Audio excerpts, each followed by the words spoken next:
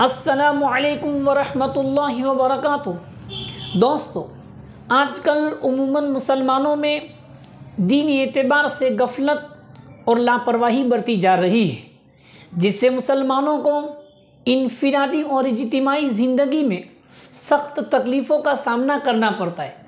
हालांकि अल्लाह रब्बुल इज़्ज़त ने अपने फज़ल व करम से हमारी कमज़ोरियों का लिहाज फरमाकर हमको ऐसी ऐसी आसान चीज़ें अता की है कि अगर हम उस पर अमल करें तो बड़ी से बड़ी मुसीबतों से नजात पा सकते हैं।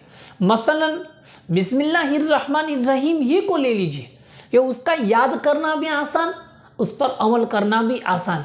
दोस्तों, बिस्मिल्लाहिर्रहमानिर्रहीम ये कुरान करीम की एक आयत है जिससे अल्लाह तबारक व तआला ने अपनी किताब का आगाज़ किया है, और कुरान जैसी किताब का आगाज़ बिस्मिल्लाहिर्रहमानिर्रहीम ही के ज़रिए से किया जाना ये उसकी अज़मत व फजीलत के लिए काफ़ी है।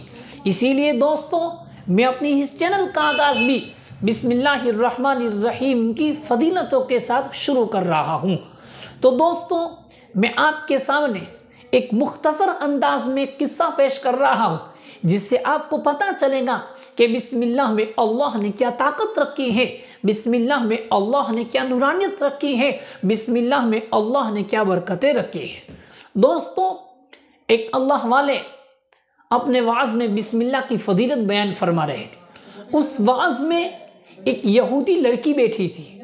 जब उसने बिस्मिल्लाह की फजीलत को सुना, उसने ईमान कबूल कर लिया और बिस्मिल्लाह को उसने विर्द ज़बान कर लिया। यानी हर काम के शुरू करने से पहले वो बिस्मिल्लाह ज़रूर पढ़ा करती थी।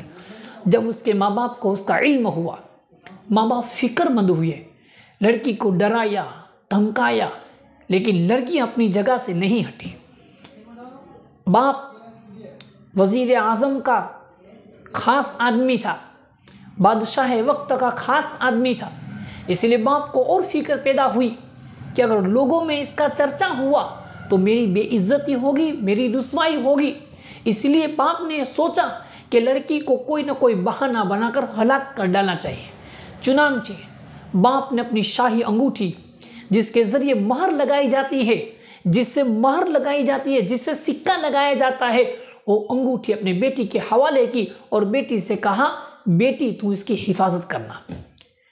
जब रात को आधी रात गुजर गई, बाप ने उस अंगूठी को जेब से निकाला और समंदर में डाल दिया।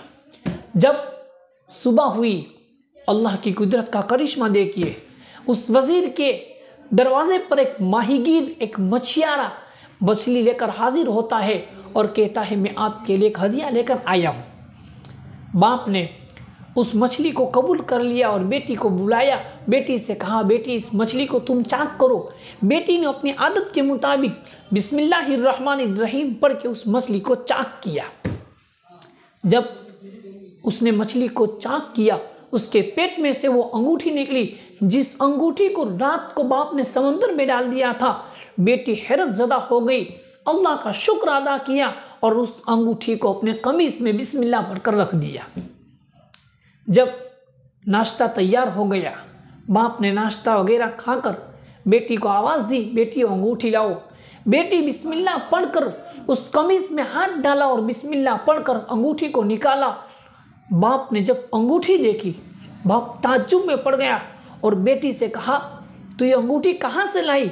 इस अंगूठी को तो मैंने रात को समंदर में डाल दिया था।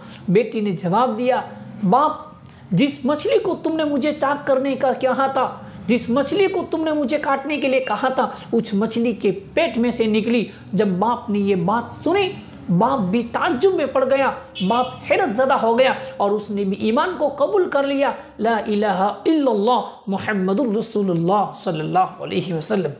इस किस्से से मालूम ये हुआ, जिस चीज़ पर बिस्मिल्लाह पढ़ी जाती है वो चीज़ बाबरकत बन जाती है।